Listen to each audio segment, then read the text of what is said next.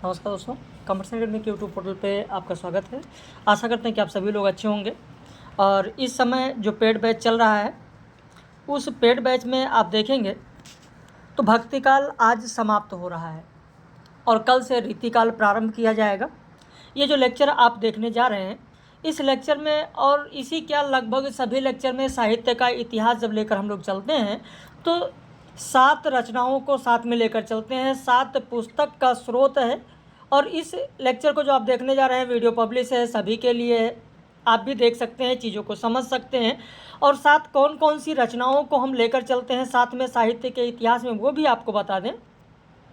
एक तो रामकुमार वर्मा का हिंदी साहित्य का आलोचनात्मक इतिहास से स्रोत इसमें आपको मिलेगा।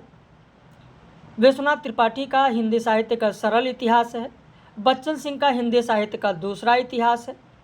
हजारी प्रसाद द्विवेदी का हिंदी साहित्य उद्भव और विकास है। हिंदी साहित्य का इतिहास रामचंद्र शुक्ल का है। हिंदी साहित्य और संवेदना का विकास रामस्वरूप चतुर्वेदी का है।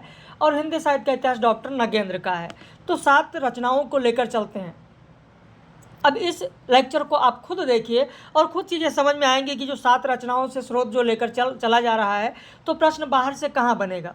लगभग चीज़ें यहीं पर कवर हो जाती हैं। आप खुद इस लेक्चर को अंत तक देखें। ऐसा नहीं कि 2-4 मिनट 5 मिनट आपने देखा बस अब रहने दीजिए, नहीं देखेंगे। भाई बहुत सारी चीज़ें होती हैं, जब आप देखेंगे, चीज़ों को समझेंगे, तभी तो पूर्णतः सारी चीज़ें समझ आएगी, तभी तो वह ज्ञान मिलेगा। अब जैसे यहीं पर लिखा है कि गृहस्थ मानस के कवि सूरदास पर केंद्रित। अब सूरदास को गृहस्थ मानस का कवि किसने कहा है, क्या पता है? हो सकता है कि बहुत सारे लोगों को ना पता हो। सूर सारावली लिखते समय सूरदास की आयु क्या थी, या फिर गंगाबाई किसकी शिष्या थी? गंगाबाई किसकी शिष्या थी? शायद ही ज़्यादातर लोगों को ना पता हो। इसीलिए कहते हैं कि चीज़ों पर ध्यान दीजिए, अंत तक देखिए। रास पांचाध्यायी जो नंददास की रचना है, उसके पदों को किसने कहा कि रास पांचाध्यायी के प्रत्येक पद मानो अंगूर का एक गुच्छा है जिसमें मीठा रस भरा हुआ है। या किसने कहा है कि रास पांचाध्यायी के जो प्रत्येक शब्द हैं, अल्फाज हैं, वो मोती की तरह रेशम पर ढलकते हुए चले आ रहे हैं। ऐसे बहुत सारे कथन हैं। तो जब आप चीज़ों को अंत तक देखेंगे तभी चीज़ें समझ में आएंगी। तो चलिए शुरू करते हैं इस लेक्चर को। और अगर आप भी पेड बैच लेना चाहते हैं जिसमें इसी तरीके का प्रतिदिन आपको टॉपिक के अनुसार वीडियो लेक्चर मिले, PDF नोट्स मिले, टेस्ट सीरीज मिले, लाइव कक्षा मिले, तो आप भी इस नंबर पर संपर्क कर सकते हैं। हर इकाई से नया बैच हमारे यहाँ चलता है। दिसंबर के लिए, दिसंबर UGC नेट के लिए आप जुड़ सकते हैं, या फिर यूपी हायर के लिए, यूपी HESC जो कि अब हाल ही में परीक्षा होने वाली है, यानी इसी वर्ष लगभग दिसंबर तक हो जाएगा, उसके लिए आप जुड़ सकते हैं। तो शुरू करते हैं आज के महत्वपूर्ण लेक्चर को। कृष्ण भक्ति काव्यधारा। सबसे पहले कृष्ण भक्ति काव्यधारा में हम देखते हैं कि कृष्ण के बारे में, कि कृष्ण का उल्लेख कहाँ पर हुआ है, और एक एक करके यहाँ पर हम लोग आगे बढ़ते चलेंगे और चीज़ों को समझते चलेंगे। कृष्ण का सर्वप्रथम उल्लेख ऋग्वेद के 8वें मंडल में मिलता है।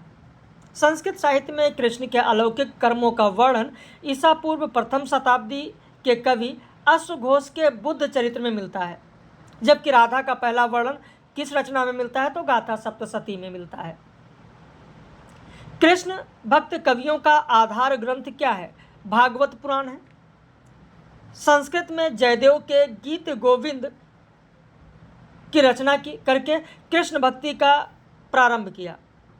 वहीं गीत गोविंद में कुल सर्गों की संख्या 12 है, जबकि भागवत पुराण में 12 है।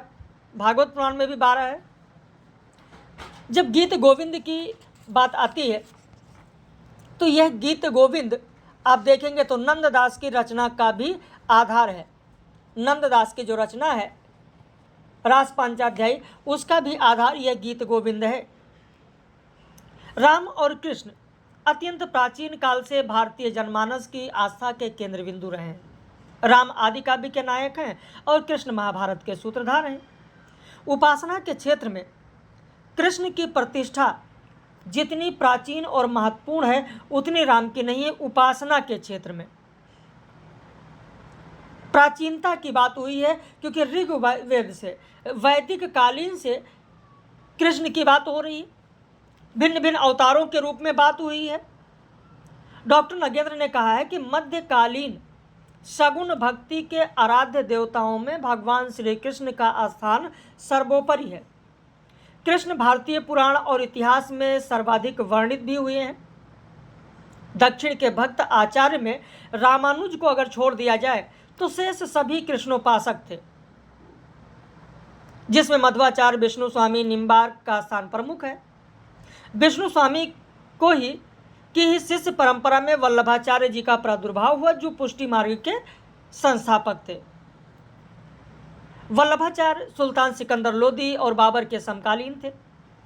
ये भी आपके लिए प्रश्न बनता है कि वल्लभाचार्य किसके समकालीन थे, तो सिकंदर लोदी और बाबर के।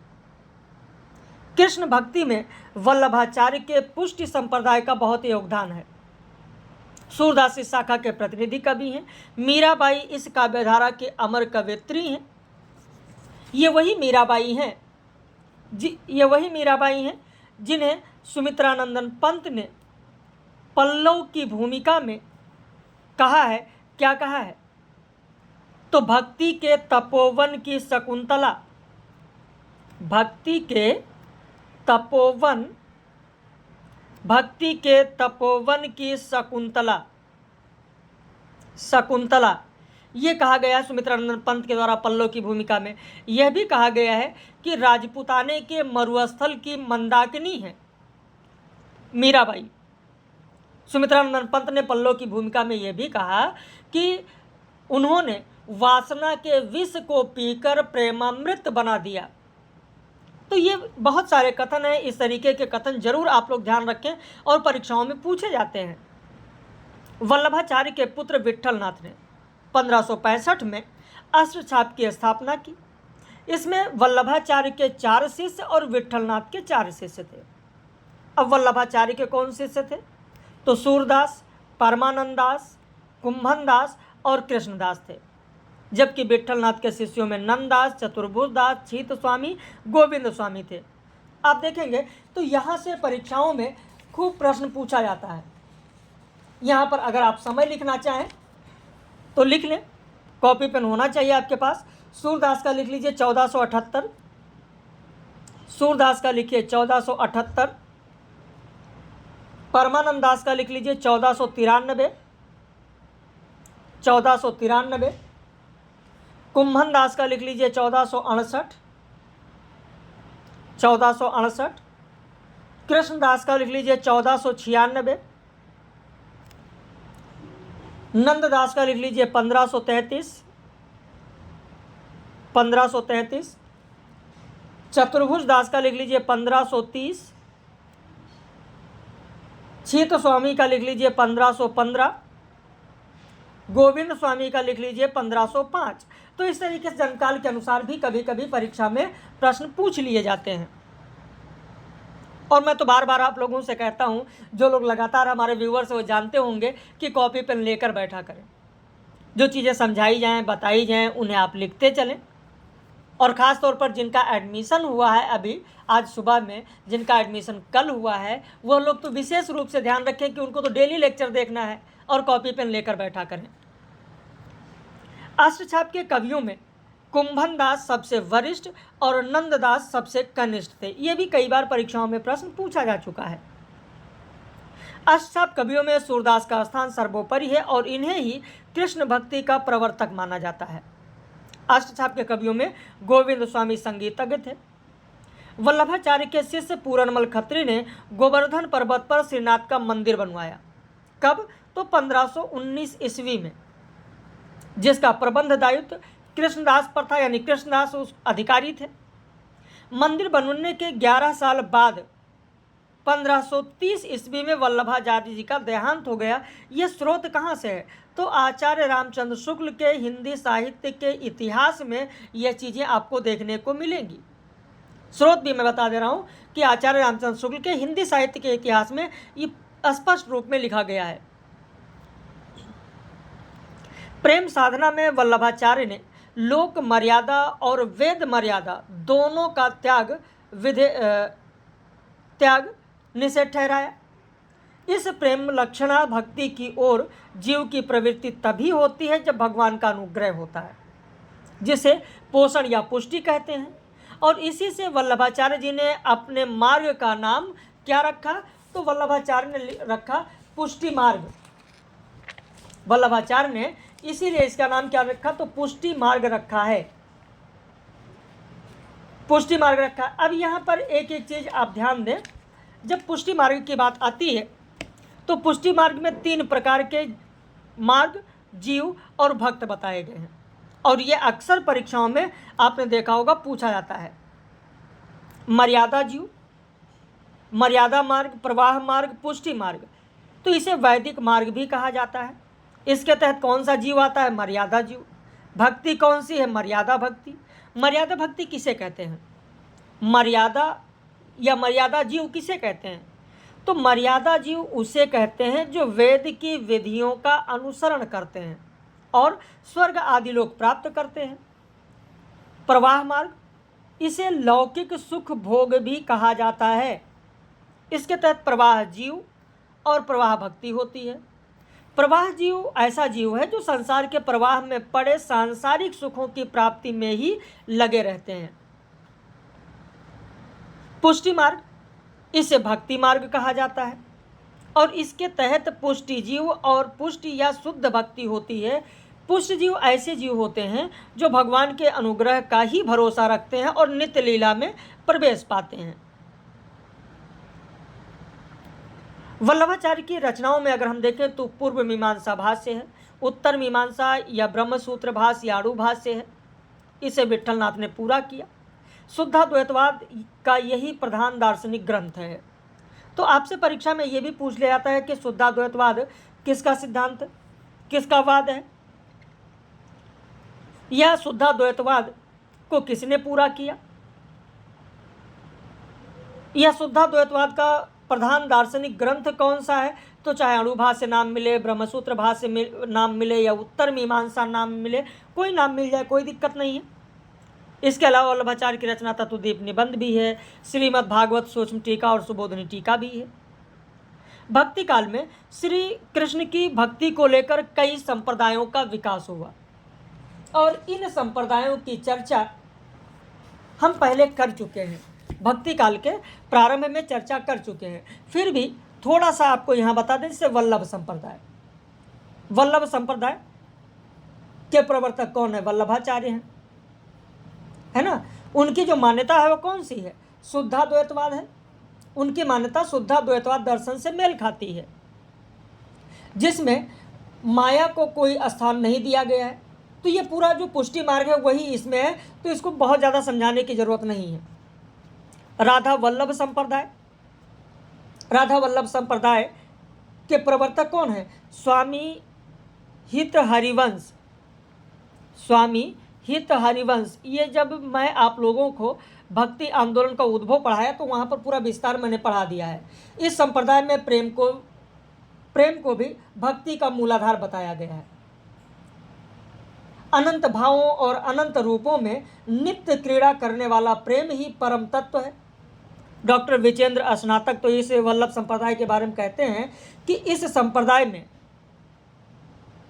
विजेंद्र स्नातक कहते हैं कि इस राधा वल्लभ संप्रदाय में ना तो मुक्ति की कामना है और ना मुक्ति को कोई स्थान है।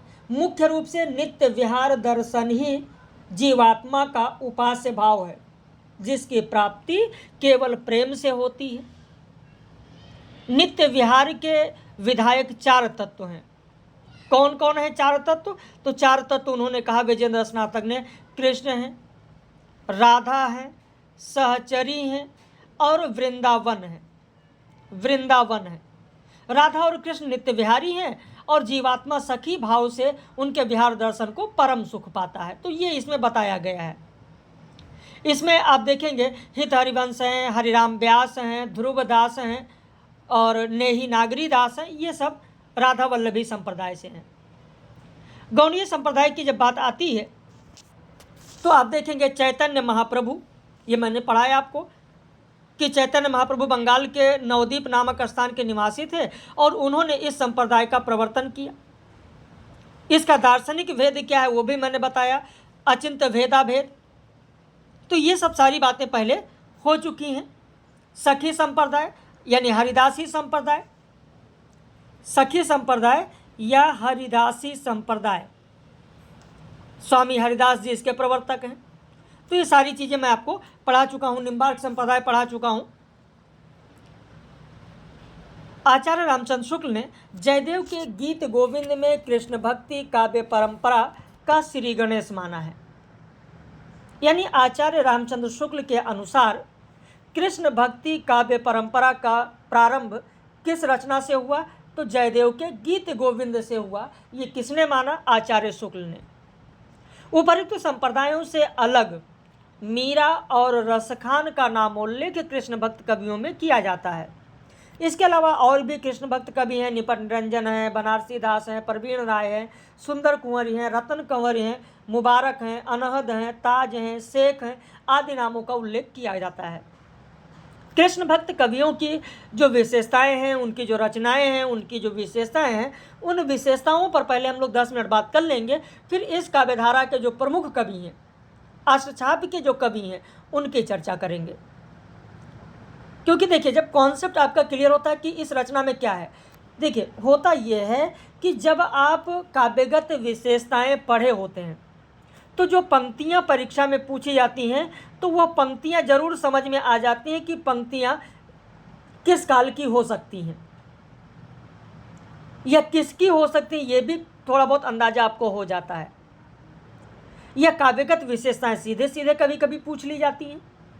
तो इसलिए 10 मिनट या 8 मिनट लगभग समय लगेगा। आप इसको देखें पूरा। श्री कृष्ण की लीलाओं का ज्ञान, ये कृष्ण भक्त काव्यधारा में आप देखेंगे इसकी विशेषता है कि कृष्ण भक्त कवियों ने राधा कृष्ण की लीलाओं का वर्णन अपने काव्य में बहुत ही प्रमुखता से किया है। विभिन्न संप्रदायों में दीक्षित इन भक्त कवियों ने श्री कृष्ण के मधुर रूप की झांकी अंकित करके उनके बाल लीला प्रेम लीला का चित्रण अपनी रचनाओं में किया है। मध्यकालीन कृष्ण भक्त कवियों ने कृष्ण को लोक रंजनकारी लीलाओं को अपने काव्य का विषय बनाकर जनता को मधुर रस में आकंठ कर दिया। तो केवल लोक रंजक रूप में दिखाया गया है।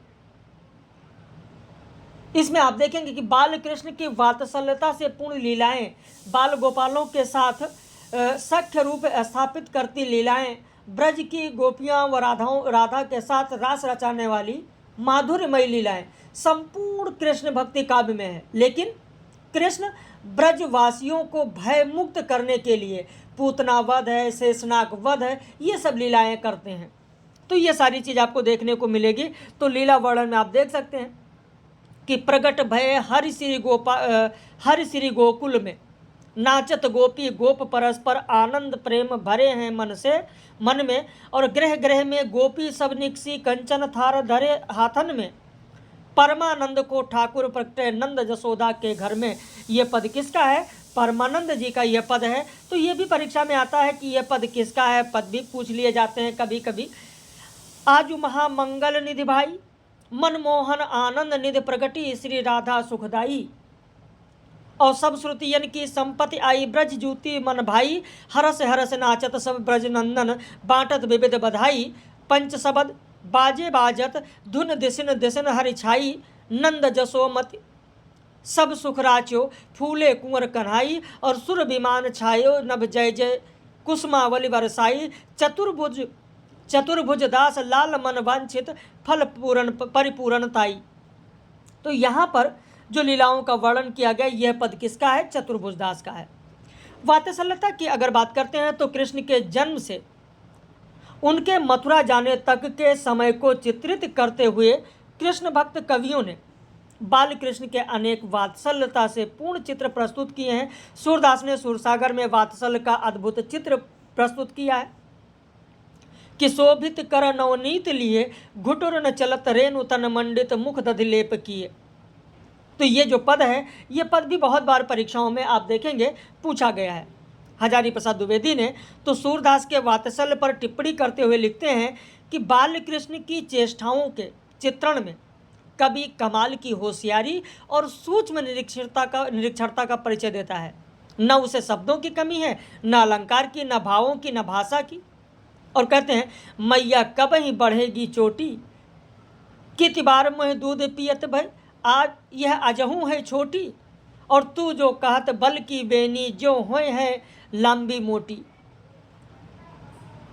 और काढ़त गुहत निहावत जई है, नागिन सी भुई लोटी, और कांचो दूध पियावत पच पच, देती न माखन रोटी, सूरज चिर जीवे दो भैया, हरे हलधर की जोटी। लोक जीवन की उपेक्षा की अगर बात करें तो कृष्ण भक्त के काव्य में कृष्ण की बाल क्रीड़ाओं और यौन सुलभ लीलाओं का विशेष वर्णन होने के कारण जीवन के सभी प्रसंगों का समावेश नहीं हो पाया है। सबसे ज़्यादा बाल क्रीड़ाओं का वर्णन है, यौन सुलभ लीलाओं का वर्णन है। इस शाखा के कवियों में दान लीला, मान लीला, चीरहरण लीला, रास लीला, इसके वर्णन को ही अपने वर्णन का आधार बनाया है। कंसवध है, वकासुर वध है, पूतना वध है, शेषनाग वध है, राक्षसों का संहार है। ये सिर्फ और सिर्फ कामचलाऊ होकर रह गया, और इसीलिए कहा जाता है कि लोक जीवन की उपेक्षा है। अगर बाई द वे परीक्षा में पूछा जाए कि कृष्ण भक्ति काव्यधारा में, कृष्ण भक्त काव्य में लोक जीवन की उपेक्षा है क्यों, अगर ऐसा प्रश्न पूछा जाए तो यही वह कारण है। प्रेम लक्षणा भक्ति, कृष्ण भक्त कवियों की भक्ति प्रेम लक्षणा भक्ति है। श्री कृष्ण की प्रेममय मधुर रस से ओतप्रोत कवि छवि को अपने काव्य का विषय बनाकर इन कवियों ने प्रेम तत्व का विशद निरूपण किया है। संपूर्ण काव्य माधुर्य भाव से उत्पन्न होता है। निम्बार्क संप्रदाय में आप देखेंगे, यहाँ से आपके लिए प्रश्न बनता है, निम्बार्क संप्रदाय में जहाँ स्वकीय भाव पर बल देते हुए राधा कृष्ण के दाम्पत्य प्रेम का चित्रण किया गया है, वहीं चैतन्य संप्रदाय में परकीय भाव से माधुर्य की चरम परिणति मानी गई है। तो ये स्वकीय और परकीय जो भाव है किस किस संप्रदाय में है, यह प्रश्न पूछा जाता है। कृष्ण भक्ति काव्य में कांता भाव की भक्ति को विशेष महत्व दिया गया है, और उसमें भी परकीय भाव को प्रमुखता दी गई है, क्योंकि इसे वह आदर्श प्रेम स्वीकार करते हैं। कृष्ण भक्त कवियों ने अन्य धाराओं के भक्त कवियों की तरह प्रतीकात्मक और श्रद्धा से संयमित प्रेम को नहीं अपनाया। इनका कृष्ण के प्रति प्रेम जनतांत्रिक किस्म का है, जहां पहली बार परिचय के माध्यम से प्रेम होता है। बूझत श्याम कौन तू गोरी, बूझत श्याम कौन तू गोरी, कहाँ रहत काकी है बेटी, देखी नहीं कहूँ ब्रज खोरी। काहे को हम ब्रजतन आवत, खेलत रहत आपनी पौरी, और सुनत रहत स्त्रवन नंद डोटा, करत फिरत माखन दधि चोरी, और तुम्हारो कहा चोरी हम लई हैं, खेलन चलो संग मिल जोरी। सूरदास प्रभु रसिक शिरोमणि, बातन भुरय राधिका भोरी। कृष्ण प्रेम का संयोग वर्णन तो दृष्टव्य है, किंतु साथ ही वियोग श्रृंगार भी अनुपम है। सूरदास भ्रमर गीत का एक एक पद इसका साक्षी है। निरखत अंक श्याम सुंदर के, बार बार लावत छाती, लोचन जल कागद मस मिली हो गई, श्याम श्याम की पाती। गोकुल बसत संग गिरधर के, कबहू बयार नहीं लग नहीं ताती। तब की कथा कहाँ कहूँ ऊधो, अब हम वेणुनाद सुन जाती। तो ये सब पद आप देखेंगे संयोग और वियोग दोनों को मिलते हैं। इसमें सौंदर्य चित्रण और प्रकृति चित्रण भी है। कृष्ण काव्यधारा में जब कृष्ण की बाल लीलाओं का वर्णन किया जाता है, जाहिर सी बात है कि कृष्ण का जब वर्णन किया जाएगा तो उन वनों का चित्रण किया जाएगा, जिससे प्रकृति चित्रण होगा। कृष्ण का सौंदर्य चित्रण किया गया है, तो संपूर्ण कृष्ण काव्य प्रेम सौंदर्य श्रृंगार से ओतप्रोत है। मानव सौंदर्य, प्रकृति सौंदर्य और भाव सौंदर्य से अप्लावित कृष्ण काव्य जनमन को अनुरंजित करने में पूर्ण समर्थ है। शोभित कर नवनीत लिए, गुटरन चलत रेणु तंड मंडित, मुख दधलेप किए। तो सौंदर्य वर्णन आपको देखने को मिलेगा। कृष्ण काव्य का केंद्र है श्री कृष्ण और उनकी लीलावस्थली ब्रजभूमि है, जो अपने अनंत सौंदर्य के लिए विख्यात रही है। और यही कारण है कि कृष्ण भक्त कवियों ने जहाँ राधा कृष्ण के सौंदर्य का चित्रण किया है, वहीं उनकी बिहार स्थली ब्रजभूमि की अनंत सुषमा का निरूपण भी अपनी रचनाओं में किया है।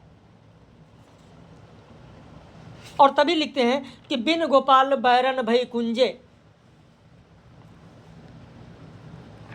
बिन गोपाल बैरन भई कुंजे। तो कृष्ण के जीवन की जो भावना है, कृष्ण के जीवन की जो भावना है, वो स्पष्ट रूप से किस रूप में हुई है? कृष्ण के जीवन की भावना स्पष्ट रूप से गोप रूप में हुई है, जिसका संबंध गांवों से है। गायें प्रकृति की निर्दोष सरल करुण प्रतिमाएं हैं। कृष्ण उनके पोषक हैं, इसलिए उनका नाम गोपाल या गोपेंद्र भी है। कारण कि चिरजीवें जोरी जुरे क्यों न स्नेह गंभीर, सुना है पद। ब्रजभाषा रीति तत्व का प्रयोग कृष्ण भक्ति धारा के कवियों ने अपनी भाव अभिव्यक्ति का माध्यम किसे बनाया? तो ब्रजभाषा को बनाया है। इसीलिए कृष्ण काव्य को ब्रजभाषा काव्य नाम भी दिया गया है। ब्रजभाषा इस प्रांत की बोलचाल की भाषा है, इसलिए कृष्ण भक्त कवियों ने स्वभावतः इस भाषा को अपनाया। कृष्ण काव्य में श्रृंगार वर्णन के साथ साथ रीति तत्व का समावेश हो चला है। कवियों ने नायिका भेद और अलंकार निरूपण करना प्रारंभ कर दिया था। सूरदास और नंददास की रचनाओं में रीति तत्व का समावेश प्रचुरता से मिलता है। जब यहाँ पर भाषा की बात आती है तो हिंदी साहित्य का आलोचनात्मक इतिहास जब आप रामकुमार वर्मा का पढ़ते हैं, तो रामकुमार वर्मा ने कहा है कि भाषा के विचार से, लिख लीजिए, भाषा के विचार से सूरदास प्रथम कवि हैं। भाषा के विचार से सूरदास प्रथम कवि हैं, जिन्होंने भाषा को साहित्यिक रूप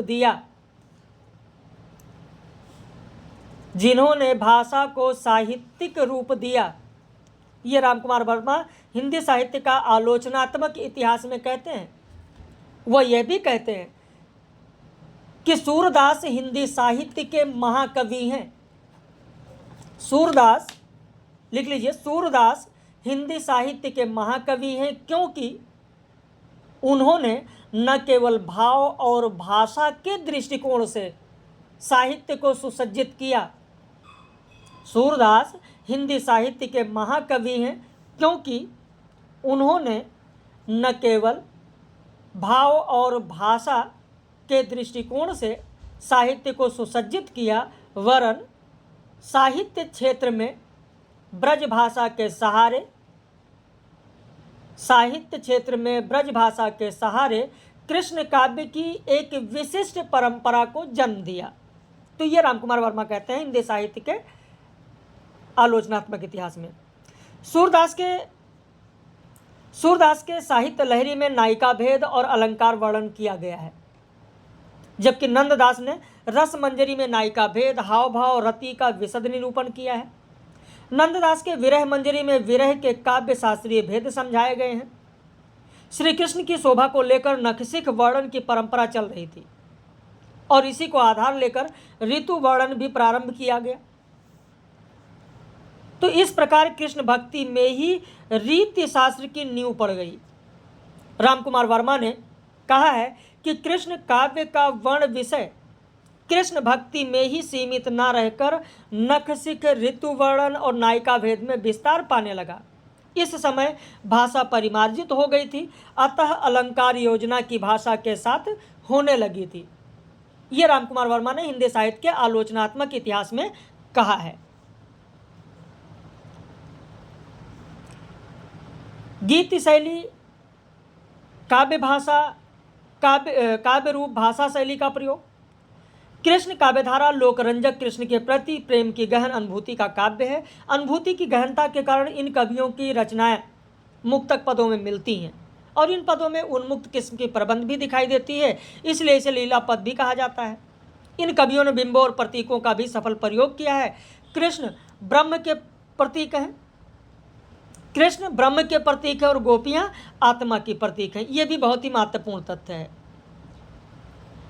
कलात्मकता, अलंकार और छंद की अगर बात करें तो भाषा, भाव, छंद, रस और अलंकार की दृष्टि से समूचा कृष्ण काव्य अपने में अन्यतम है, बेजोड़ है। कलात्मक वैशिष्ट के कारण सूरदास को हिंदी साहित्य का के आकाश का सूर्य कहा जाता है। शब्द विन्यास की अनुपम उत्कृष्टता के कारण नंददास को जड़िया कवि भी कहा जाता है। आचार्य रामचंद्र शुक्ल ने कहा है कि सूर्य को उपमा देने की झक सी चढ़ जाती है, वह उपमा पर उपमा और उत्प्रेक्षा पर उत्प्रेक्षा करते चले जाते हैं। यह आचार्य रामचंद्र शुक्ल ने हिंदी साहित्य के इतिहास में कहा है। नारी मुक्ति की कविताएं की अगर बात करें तो इस काल में नारी मुक्ति की कविताएं भी हैं, क्योंकि मध्यकाल में जड़ परिवेश में जब महिलाएं घर से निकल भी नहीं सकती थीं, ऐसे में विवाहित गोपियां कृष्ण से, जो कि पर पुरुष हैं, प्रेम करती हैं, वे कृष्ण के साथ रास रचाती हैं।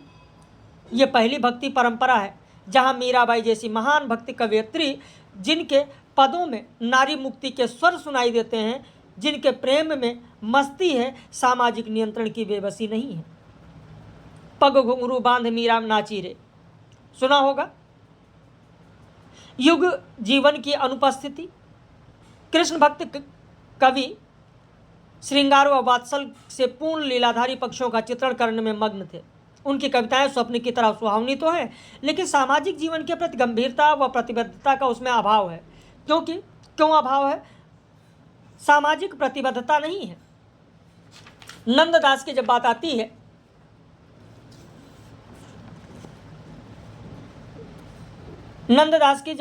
है, तो आप देखेंगे नंददास कहते हैं,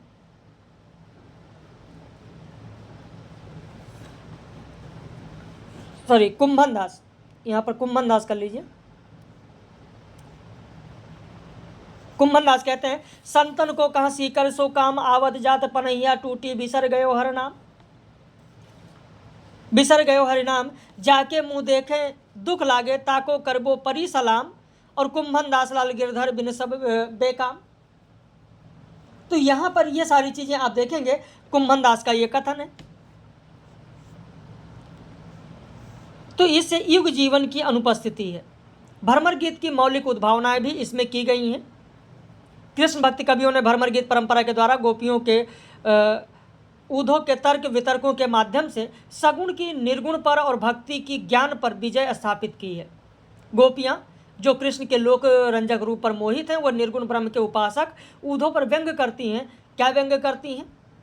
कहती हैं, निर्गुण कौन देश को वासी, मधुकर हंस समझाए सौ दे बूझत साँच न हासी, को है जनक जननी को कहियत, कौन नारी को दासी, और कैसो बरन बेस है, कैसो के ही रस कै अभिलाषी, और पावे गो पुन कियो अपनो जोरे, कईहों गो गांसी, और सुनत कौन होए रईहों, ठग्यो सो सूर सबय मत नासी। कृष्ण काव्यधारा के अब प्रमुख कवियों की यहां पर हम लोग बात करेंगे। सबसे पहले बात करते हैं कुंभन दास की। कुंभन दास हरिराय कृत भाव प्रकाश के अनुसार कुंभन दास गोवर्धन पर्वत से कुछ दूर जमुनावती गांव में रहते थे। ये जाति के क्षत्रिय थे। इनके बारे में जानकारी 84 वैष्णव की वार्ता में मिलती है। इनके साथ पुत्रों में सबसे छोटे चतुर्भुज दास थे।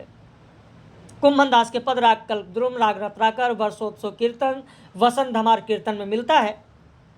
और इनका ये बहुत ही महत्वपूर्ण पद और बहुचर्चित पद है कि संतन को कह सीकर सो काम, जिनमें सबसे महत्वपूर्ण, इसको भी ध्यान रखिएगा, इस बार यह भी पूछा जा सकता है कि जाको मुख देखें दुख लागे, ताको करिबे परी सलाम। यानी ऐसी स्थिति आ गई है, बात माननी पड़ रही है, जानना पड़ रहा है, जिसका मुख देखने से दुख लगे उसको भी सलाम करना पड़ रहा है। तो ये युगीन परिस्थिति के बारे में यहाँ पर इस पद के माध्यम से बताया गया है।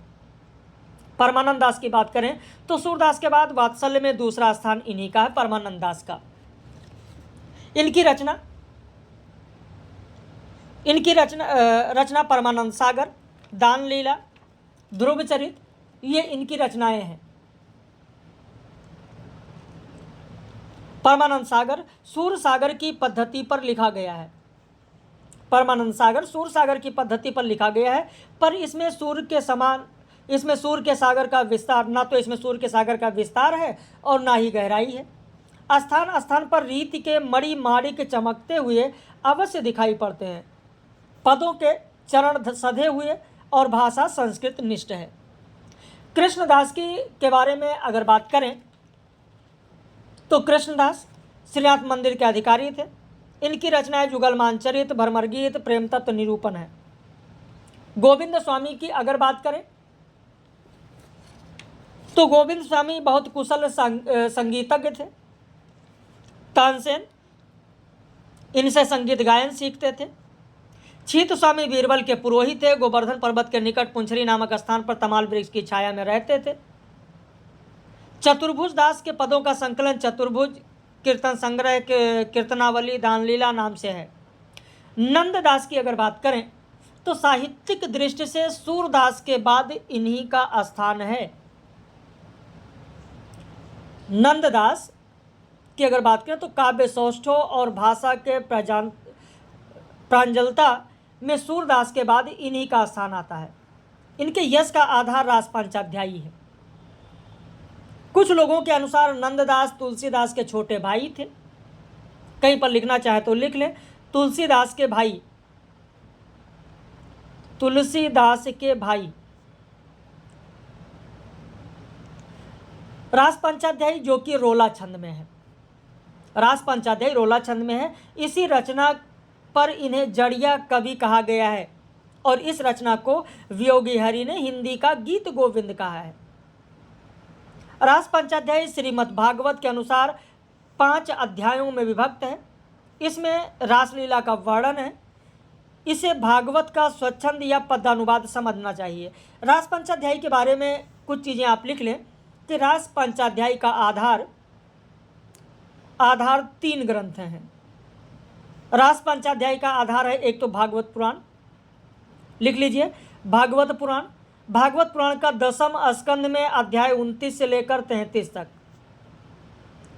दूसरा है हरिवंश पुराण। हरिवंश पुराण में विष्णु पर्व, हरिवंश पुराण में लिख लीजिए विष्णु पर्व। और तीसरा लिख लीजिए गीत गोविंद की भी छाया। वैसे इसमें भाषा शैली केवल मिलती है, विषय वस्तु इतना नहीं, अंशतः माना जाता है। तो भागवत पुराण, हरिवंश पुराण और गीत गोविंद ये रास पंचाध्यायी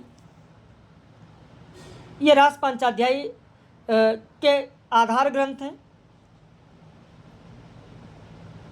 बच्चन सिंह ने कहा है कि सूर की देखा देखी नंददास ने भ्रमर गीत लिखा। सूर का भ्रमर गीत मुक्तक काव्य है तो नंददास का प्रबंधात्मक। सूर में लोक का राग है तो नंददास में शास्त्र का, ये कहा गया है। और ये जो भ्रमर गीत है, इस भ्रमर गीत में एक पॉइंट और लिख लीजिए, इस भ्रमर गीत में नंददास का उपनाम जन मुकुंद बताया गया है। जन मुकुंद लिखा गया है, जन मुकुंद लिख लीजिए। नंददास के भ्रमर गीत में नंददास का उपनाम जन मुकुंद बताया गया है या लिखा गया है, लिखा गया है। रास पंचाध्यायी के बारे में लिख लीजिए। रास पंचाध्यायी के बारे में रामकुमार वर्मा ने लिखा है।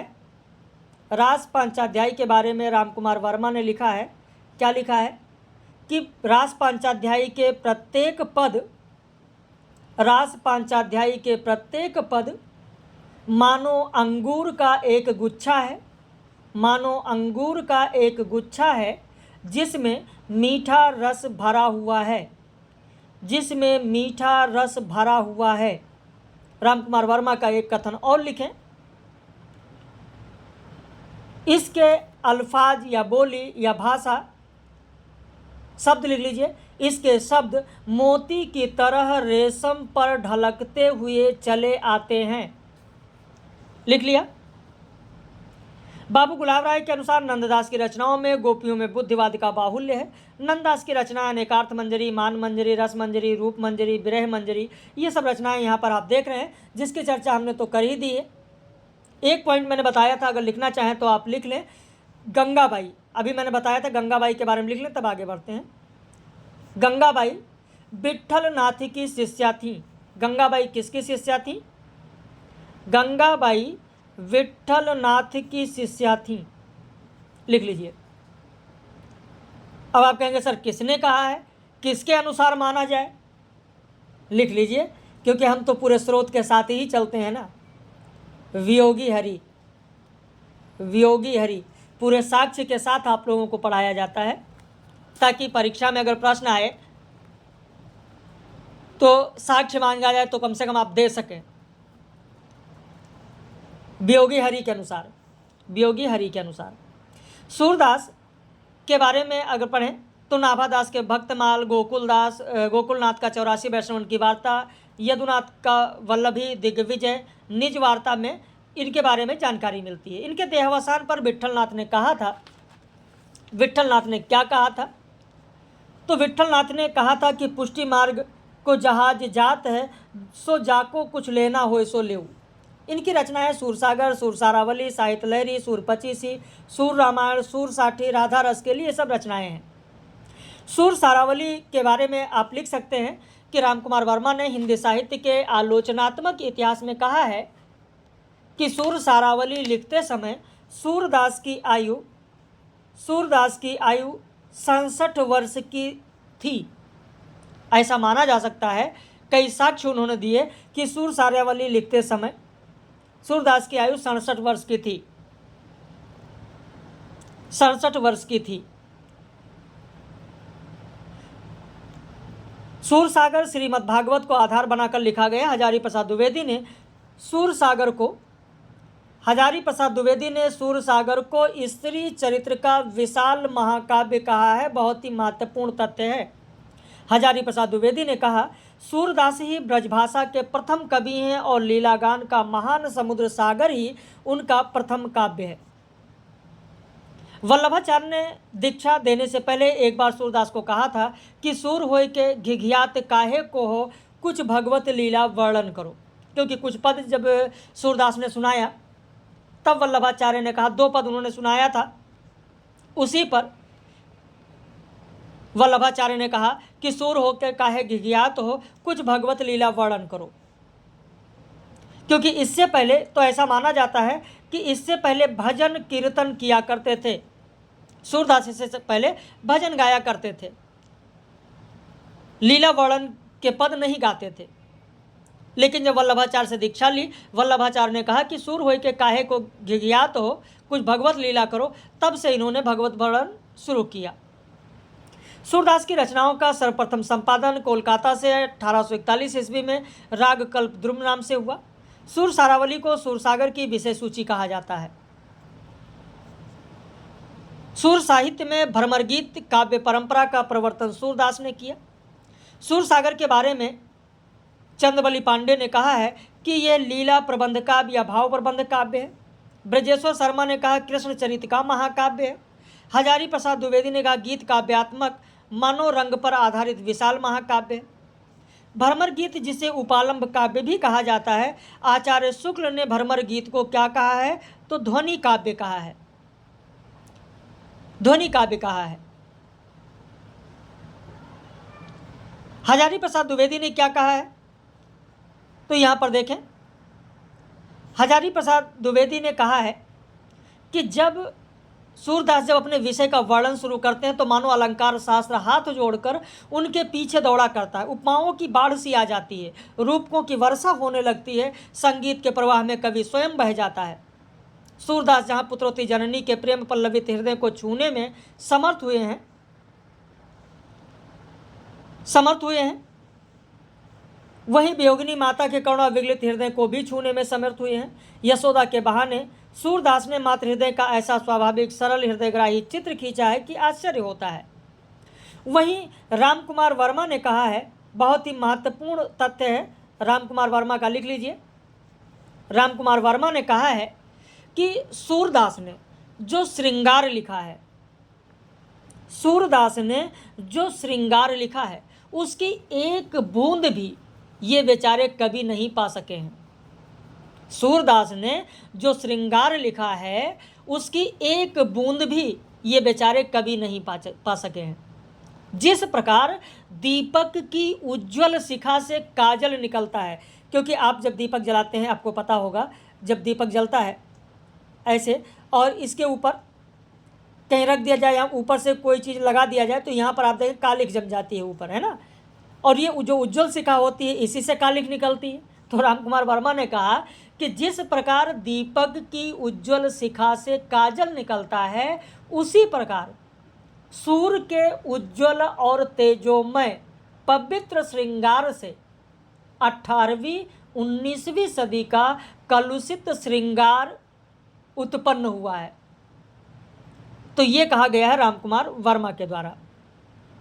आचार्य रामचंद्र शुक्ल कहते हैं कि सूर्य की बड़ी भारी विशेषता है नवीन प्रसंगों की उद्भावना। प्रसंगोद्भावना करने वाली ऐसी प्रतिभा हम तुलसी में नहीं पाते। आचार्यों की छाप लगी हुई जब 8 वीणाएं कृष्ण की प्रेम लीला कीर्तन करने उठी तो उसमें सबसे ऊंची सुरीली मधुर झंकार अंधे कवि सूरदास की वीणा की थी। वात्सल और श्रृंगार के क्षेत्र का जितना अधिक उद्घाटन सूर्य ने बंद आंखों से किया है, उतना अधिक किसी और कवि ने नहीं किया। इन क्षेत्रों का वे कोना कोना झांकाए हैं। श्रृंगार का रस राजत्व यदि किसी कवि ने दिखाया तो सूर्य ने। हिंदी काव्य गगन के सूर्य और चंद्र क्रमशः तुलसी और सूर्य हैं। तो ये सब बहुत ही महत्वपूर्ण तथ्य हैं जो सूरदास के बारे में आप लोगों को यहाँ पर बताया जा रहा है। सूरदास बाल हृदय का कोना कोना झांक आए हैं। उन्होंने अपनी बंद आंखों से जो वात्सल्य वर्णन किया है वह अद्वितीय है। आगे आने वाले कवियों की श्रृंगार और वात्सल्य की युक्तियाँ सूर्य की जूठन से जान पड़ती हैं। वहीं वियोगी हरि ने कहा है कि सूर्य ने अगर वात्सल्य को अपनाया तो वात्सल्य ने सूर्य को अपना एकमात्र आश्रय मान लिया। सूर्य का दूसरा नाम वात्सल्य और वात्सल्य का दूसरा नाम सूर्य है। सूर्य और वात्सल्य में घनिष्ठ संबंध है। रामस्वरूप चतुर्वेदी का कथन है जो कि बहुत ही महत्वपूर्ण कथन है। रामस्वरूप चतुर्वेदी का इस पर भी ध्यान दीजिए, ये भी बहुत ही महत्वपूर्ण कथन है और अक्सर आप देखेंगे परीक्षा में यहाँ से भी आप लोगों के लिए प्रश्न बन सकता है। क्या है कथन? कि सूर्य पूरी तरह गृहस्थ मानस कवि हैं। अभी मैंने यही आप लोगों को कथन दिया था जो स्क्रीन पर आप लोगों ने देखा। इससे पहले मुख्य स्क्रीन पर अभी मैंने यही दिया था, याद आया आपको? यही चीजें आप लोगों को दी गई थी और मैंने कहा था कि इस पर आप लोग ध्यान रखिए और ये बहुत ही महत्वपूर्ण है। इससे या इस पर आधारित परीक्षा में प्रश्न भी बन सकता है, तो इसे आप जरूर ध्यान रखें कि सूरदास को गृहस्थ मानस कवि किसने कहा है। सूरदास को गृहस्थ मानस कवि किसने कहा है? रामस्वरूप चतुर्वेदी। जीवन के प्रति अनुराग जगाना परिवार के भावात्मक आकर्षणों का उद्घाटन करके ही संभव था और यही सूरदास ने किया। इस प्रेम को हम जीवनोत्सव के रूप में पाते हैं, सहसा उठ खड़े हुए तूफान मानसिक विप्लव के रूप में नहीं। वहीं विश्वनाथ त्रिपाठी का जो कथन है वो यहाँ पर आप देख लें, जो उन्होंने हिंदी साहित्य के सरल इतिहास में कहा। लेकिन उससे पहले हरवंश लाल शर्मा का एक कथन आप लिख लें। हरवंश लाल शर्मा कॉपी पेन होगा ही आपके पास। सूरदास की अंतर्दृष्टि मानो हृदय की तह में गोता लगाकर, सूरदास की अंतर्दृष्टि मानो हृदय की तह में गोता लगाकर भाव रत्न लाने में बेजोड़ है। भाव रत्न लाने में बेजोड़ है। बालकों की दिनचर्या के सूक्ष्म से सूक्ष्म भेद को, छोटे से छोटे व्यापार की गूढ़ से गूढ़ अनुभूति को चित्रित करना कभी नहीं भूले हैं। कभी नहीं भूले हैं। लिख लिया आपने? अब इसके बाद में आगे बढ़ते हैं। यहाँ पर हम लोग बात करेंगे विश्वनाथ त्रिपाठी ने हिंदी साहित्य के सरल इतिहास में क्या कहा है, उसकी बात यहाँ पर करेंगे। तो यहाँ पर देखें, सूरदास के पहले ब्रजभाषा में काव्य रचना की परंपरा तो मिल जाती है, लेकिन ब्रजभाषा की यह प्रौढ़ता चलतापन काव्य का यह उत्सर्ग नहीं मिलता। ऐसा लगता है सूर ब्रजभाषा के प्रवर्तक ना हो, किसी परंपरा के चरमोत्कर्ष हों। सूरदास वात्सल और श्रृंगार के कवि हैं। भारतीय साहित्य तो क्या, संभवतः विश्व साहित्य में भी कोई कवि वात्सल्य के क्षेत्र में उनके समकक्ष नहीं है।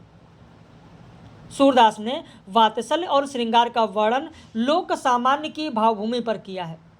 लोक साहित्य की सहज जीवंतता जितनी सूर के साहित्य में मिलती है, उतना हिंदी साहित्य के किसी कवि में नहीं।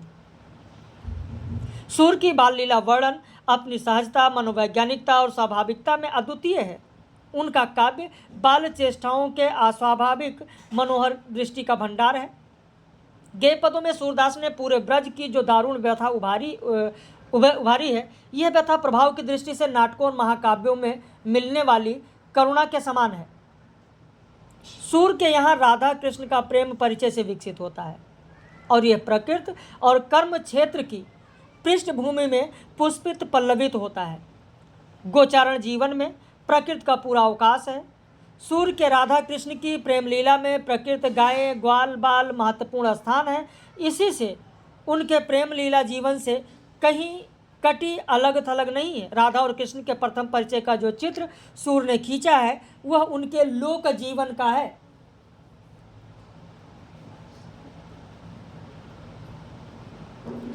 आचार्य रामचंद्र शुक्ल का एक कथन छूट गया, अगर आप लिखना चाहें तो लिख लें। रामचंद्र शुक्ल का एक कथन याद आ गया, क्योंकि नंदुलारे वाजपेयी याद आ गया, यहाँ पर बैठे ठाले का धंधा वाला, तो यहाँ पर याद आ गया। रामचंद्र शुक्ल कहते हैं कि सूर का वियोग वर्णन खाली बैठे का काम है। सूर का वियोग वर्णन खाली बैठे का काम है। वह सीता के वियोग की तरह परिस्थिति जन्य नहीं है। वह सीता की परिस्थिति की तरह वियोग जन्य नहीं है। लिख लिया। बच्चन सिंह का कथन है, जो हिंदी साहित्य का दूसरा इतिहास में उन्होंने कहा है कि संत कवियों में कबीर के बाद के कवि वैसे ही दिखाई पड़ते हैं जैसे चंद्रोदय के बाद नक्षत्र मालिकाएं। सूफी कवियों में भी एक ही कवि हैं जायसी, बाकी सब लकीर के फ़कीर हैं। रामचंद्र शुक्ल ने इन्हें जीवनोत्सव का कवि कहा है, और अगर कालिदास को कहना होता तो वह इसे असमाप्त प्रेमोत्सव कहते। ये प्रेम भागवत प्रेम हो या ना हो, मानवीय अवश्य है। सूर का भ्रमर गीत वियोग श्रृंगार का सर्वोच्च शिखर है। विरह की इतनी वैविध्यपूर्ण मानसिक दशाएं शायद ही कहीं मिले। पूरा भ्रमर गीत वक्रोक्तियों से भरा पड़ा है। भ्रमर गीत के बहाने शगुन उपासना की धज्जियां उड़ाने में सूर में कोई कसर नहीं उठा रखी है। कृष्ण और राधा का जब प्रथम मिलन हुआ था, तभी भी राधा नील वसन फरिया पहने दिख पड़ती थी।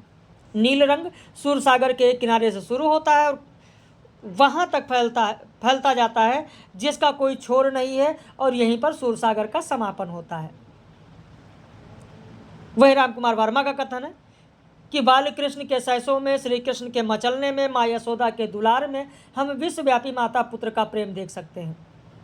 हरबंस लाल शर्मा का ये कथन मैंने आपको बता ही दिया है। अन्य कृष्ण कवियों में मीराबाई की अगर बात करें तो मीराबाई का जन्म मेड़ता के निकट कुड़की गांव के राठौड़ वंश की मेड़तिया शाखा में हुआ था। इन्होंने श्री कृष्ण की उपासना प्रियतम या पति रूप में की। इनके गुरु का नाम रैदास बताया गया है। इनकी भाषा राजस्थानी मिश्रित ब्रज भाषा है। इनकी जो प्रेम साधना है वह स्वकीय प्रेम साधना है। कर्नल टाड के अनुसार ये महाराणा कुंभा की स्त्री थी, लेकिन मुंशी देवी प्रसाद और गौरी शंकर हीराचंद ओझा इसे नहीं मानते हैं। मीरा ने तुलसीदास को एक पत्र लिखा और एक पद लिखा कि स्वाति श्री तुलसी कुलभूषण दूषण हरण गोसाई, और 12 बार प्रणाम करो अब हरो शोक समुढ़ाई। तब तुलसीदास ने विनय पत्रिका का एक पद लिखकर भेजा कि जाके प्रिय न राम वैदेही, सो न रतजे कोट बैरी सम जदप परम स्नेही। मीराबाई के बारे में मैंने 3 चीज़ें अभी बताया, लिखना चाहें तो आप लिख लें कि पंत ने पल्लव की भूमिका में मीरा को कहा कि यह भक्ति के तपोवन की शकुंतला है। यह भक्ति के तपोवन की शकुंतला है, राजपुताने के मरुस्थल की मंदाकिनी है। उन्होंने वासना के विष को पीकर प्रेमामृत बना दिया है। उन्होंने वासना के विष को पीकर प्रेमामृत बना दिया है। विश्वनाथ त्रिपाठी ने कहा है कि मीरा के काव्य पर निर्गुण सगुण दोनों साधनाओं का प्रभाव है। उन पर नाथ मत का भी प्रभाव दिखाई पड़ता है। उनके इष्ट देव तो कृष्ण ही हैं, किंतु राम कथा से संबंधित पद भी उन्होंने लिखे हैं। मीरा की कविताएं शिष्ट समाज के साथ साथ राजस्थान के भीलों में भी बहुत लोकप्रिय हैं। रसखान के बारे में अगर देखें तो इनका वृत्तांत 252 वैष्णवन की वार्ता में मिलता है और उससे प्रकट होता है कि लौकिक प्रेम से कृष्णो प्रेम की ओर उन्मुख हुए। कहा जाता है कि रसखान गोसाई विट्ठलनाथ के शिष्य थे। इन्होंने कृष्ण का लीलागान गेय पदों में नहीं सवैया में किया है। रसखान को सवैया छंद सिद्ध कहा जाता है। विश्वनाथ त्रिपाठी ने कहा है कि रसखान सूफियों का हृदय लेकर कृष्ण की लीला पर काव्य रचते हैं। उनमें उल्लास, मादकता, उत्कृष्टता तीनों का संयोग है। ब्रजभूमि के प्रति जो मोह रसखान की कविताओं में दिखाई पड़ता है वो उनकी विशेषता है। रसखान प्रेम भावना की अछूती स्थितियों की योजना करते हैं, इसलिए रसखान के यहाँ दूसरों की कई बातें कम मिलेंगी। मोर पखा सिर ऊपर राखियों गुंज की माला गरे पहरूंगी, तो ये पद इनका है। इसके अलावा और इनकी जो रचनाएं हैं, प्रेम वाटिका है, अब्दुल रहीम खान खाना जिनके बरवे नायिका भेद है, तो इस पर आधारित रात में लाइव कक्षा में हम लोग प्रश्न करेंगे। इसे पढ़ लीजिएगा। ये पीडीएफ भी आप लोगों को भेजा ही जा चुका है। बाकी कैसा लगा अपनी प्रतिक्रिया आप लोग ज़रूर व्यक्त कीजिएगा। तो आज भक्ति काल समाप्त हुआ, कल रीति काल हम लोग प्रारंभ करेंगे।